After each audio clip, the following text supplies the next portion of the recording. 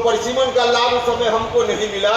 अब जब हमारी आबादी बढ़ने लगी है तब कह रहे कि परिसीमन को आगे भी रोक देना चाहिए।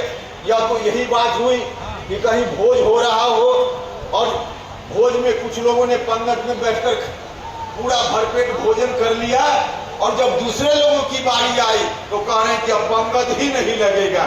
भाई और मित्रों, जब उनकी जनसंख्या बढ़ रही थी तब तो परिसीमन उनको स्वीकार था। उस समय हमारी आबादी नहीं बढ़ी थी। अब हमारी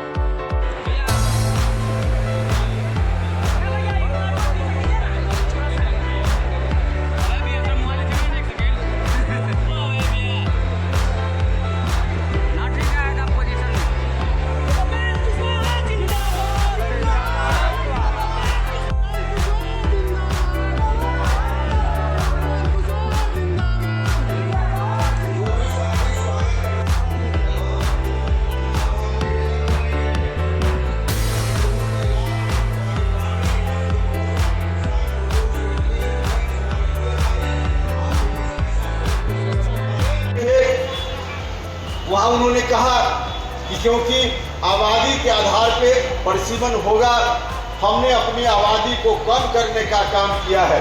बिहार, उत्तर प्रदेश इत्यादि जो राज्य हैं उन्होंने अपनी आबादी को कम करने का काम नहीं किया। भाइयों और मित्रों, यह पूरे तौर पे गलत तथ्य पेश किया जा रहा है। पूरे तौर पे गलत तथ्य पेश किया जा रहा है।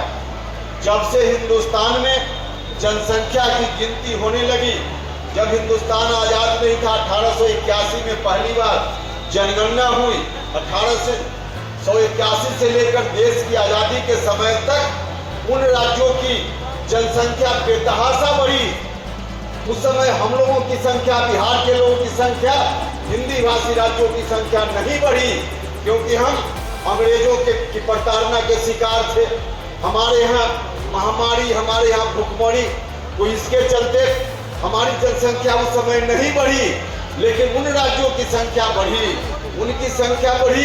1881 से लेकर 1971 तक उनकी आबादी लगभग बढ़ते रही। 71 तक जब तक उनकी आबादी बढ़ रही थी तब परिसीमन का लाभ उन्होंने ले लिया।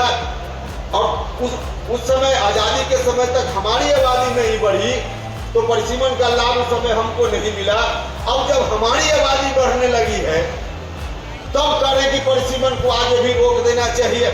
या तो यही बात हुई कि कहीं भोज हो रहा हो और भोज में कुछ लोगों ने पंगत में बैठकर पूरा भरपेट भोजन कर लिया और जब दूसरे लोगों की बारी आई तो कह रहे हैं कि अब पंगत ही नहीं लगेगा। भाई और मित्रों, जब उनकी जनसंख्या बढ़ रही थी तब तो परिसीमन उनको स्वीकार था। उस समय हमारी आबादी नहीं बढ़ी थी। अब हमारी आबादी बढ़ रही है तो हमको हमारे संविधान के अधिकार से क्यों वंचित करने की बात हुई। भाइयों और मित्रों, हम लोगों को सचेत होना पड़े, हमको सजग होना पड़ेगा, नहीं तो भारत की सरकार पर अनर्गल दबाव बना रहे। संविधान में लिखा है कि देश में कोई भी व्यक्ति हो सबका मूल्य बराबर होगा। हमारा संविधान यह अधिकार देता है, चाहे किसी का जन्म कर्नाटक में हो, किसी का बिहार में हो, किसी का महाराष्ट्र में हो, कहीं किसी का जन्म हो, जन्म के आधार पर भेदभाव नहीं किया जा सकता। हमारे संविधान ने हमको अधिकार दिया, एक व्यक्ति एक वोट। देश में कहीं का नागरिक हो उसको एक वोट देने का अधिकार है। एक व्यक्ति एक वोट और उसके वोट का मूल्य बराबर। महाराष्ट्र का हो, तमिलनाडु का हो, बिहार, उत्तर प्रदेश का हो, एक व्यक्ति एक वोट देगा और उसका मूल्य बराबर होगा। लेकिन आज जिस तरह से परिसीमन नहीं होने के कारण पिछले 50 वर्षों में जो स्थिति बन गई है, कहीं 31 लाख लोग मिलकर एक एमपी चुन रहे हैं। यह जो बिहार और उत्तर प्रदेश इत्यादि राज्य है, यहाँ औसतन 31 लाख लोग मिलकर एक एमपी चुन रहे हैं। और जो दक्षिण के राज्य हैं वहाँ 21 लाख लोग ही चुनकर एक एमपी भेज दे रहे हैं। कहाँ बराबर मूल्य हुआ। कहीं 21 लाख लोग मिलकर एक एमपी एक प्रतिनिधि भेज देते हैं और कहीं का 31 लाख लोग मिलकर एक प्रतिनिधि भेजता। तो संविधान के हिसाब से पूरे तौर पे यह गलत है। और जनसंख्या आज हमारी बढ़ी है, यह बात ठीक है, लेकिन बढ़ी हुई आज की जनसंख्या के आधार पे अगर उन लोगों के स्तर को मान लिया जाए तो कल होकर तो यह भी कहेंगे कहने वाले कि किसी परिवार में अगर 25 आदमी है और किसी परिवार में 5 आदमी है, तो आज 5 की जनसंख्या के हिसाब से लोगों को जन वितरण प्रणाली के माध्यम से राशन मिलता है और जिनके परिवार में 25 लोग हैं उनको 25 के हिसाब से राशन मिलता है।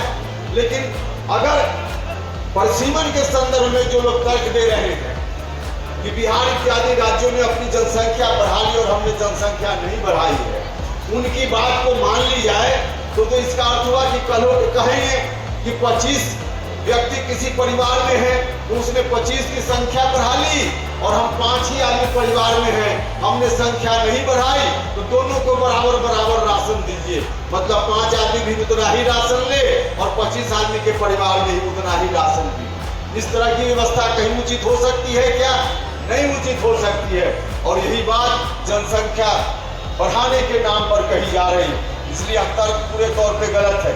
और दूसरी चीज जो सबसे ज्यादा महत्वपूर्ण है, जनसंख्या बढ़ाने का आरोप हमारे ऊपर लगाया जाता है, हम बिहार, उत्तर प्रदेश इत्यादि राज्यों के ऊपर लगाया जाता है।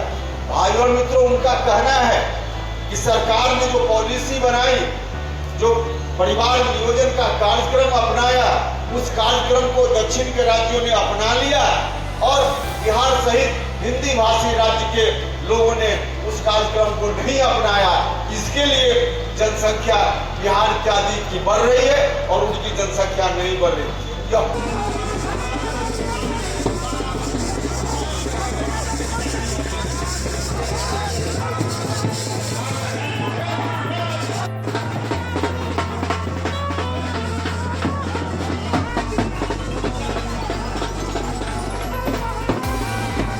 मुजफ्फरपुर क्लब में 8 जून को रैली रखा गया था, जो संवैधानिक अधिकार परिसीमन सुधार महारैली का आयोजन किया गया था, जिसके मुख्य अतिथि आदरणीय पार्टी के राष्ट्रीय अध्यक्ष पूर्व केंद्रीय मंत्री उपेंद्र कुशवाहा जी समेत पार्टी के और राष्ट्रीय कमेटी के वरिष्ठ नेता सब उपस्थित थे। इसी में जो हम लोगों का उम्मीद नहीं था, 12 जिला में और बीते 1 महीना से हमने मुजफ्फरपुर जिला के एक प्रखंड यानी 16 प्रखंड का दौरा करके विभिन्न पंचायतों का दौरा किया, जो हम लोगों का आज मेहनत रंग ला दिया है। उम्मीद नहीं था हम लोगों को जो इतना जन सैलाब उमड़ेगा और इतनी भीषण गर्मी में भी लोग यानी कि आप लोग देखे हैं कितना यानी कि लोगों का स्नेह प्यार और समर्थन यानी कि आदरणीय नेता उपेंद्र कुशवाहा जी को आज एकता का यानी कि जो है चट्टान बनकर का समर्थन दिखा है उपेंद्र कुशवाहा के। बिल्कुल, कुशवाहा क्या यहाँ जात नहीं जमात की यानी कि वो नेता है ना, तो उनका यानी कि जन सैलाब में ये नहीं है जो कुशवाहा ही, अन्य समाज के लोग भी यानी कि जो है आप लोग को बाइट क्या लग रहा है को कम आतना उपेंद्र कुशवाहा को? नहीं, हमारे नेता मंच से ही बोले हैं, जो हम कोई और शाहबाद की रैली में भी बोले जो उपेंद्र कुशवाहा कोई कदुआ का बतिया नहीं है जो कोई अंगुली दिखाएगा तो गल जाएंगे।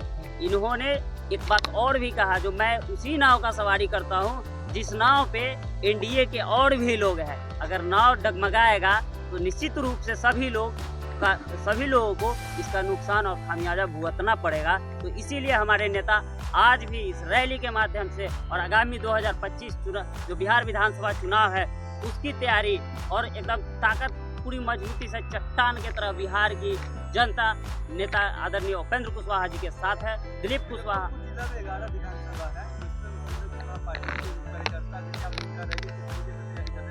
मुजफ्फरपुर जिला में 11 विधानसभा है। निश्चित रूप से हमारी पार्टी मुजफ्फरपुर जिला में चुनाव लड़ेगी और चुनाव लड़ेगी। बहुत ही हमारे पार्टी में नेता का कमी नहीं है और उम्मीदवारों की भी कमी नहीं है। हमारे नेता और हमारे राष्ट्रीय अध्यक्ष जो सर्वसहमति से शीर्ष नेतृत्व से जो भी फैसला आएगा, एनडीए के साथ हम लोग पूरे मजबूती से चट्टानी एकता का परिचय देते हुए हम लोग पूरे मजबूती से 2025 में 225 सीट ला करके अब पूर्ण बहुमत के साथ एनडीए की सरकार बनाएंगे। दिलीप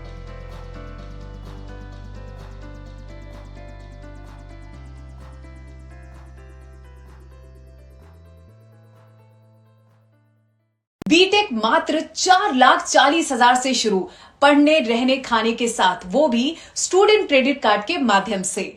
MBBS करे रशिया से मात्र 13 लाख रुपए में, GNM करे मात्र 4,50,000 रुपए में स्टूडेंट क्रेडिट कार्ड के माध्यम से, B फार्मा करे 4,20,000 रुपए में स्टूडेंट क्रेडिट कार्ड के माध्यम से, हॉस्पिटल मैनेजमेंट करे 4 लाख रुपए में, वो भी बिहार स्टूडेंट क्रेडिट कार्ड के माध्यम से, पढ़ने रहने खाने के साथ।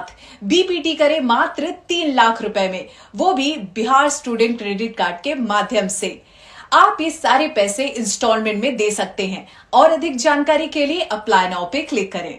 Shri Parshuram education and placement service private limited, central bank building, Kalambagh Chowk, Muzaffarpur, Bihar. हमारा कॉन्टेक्ट नंबर है 7004165687।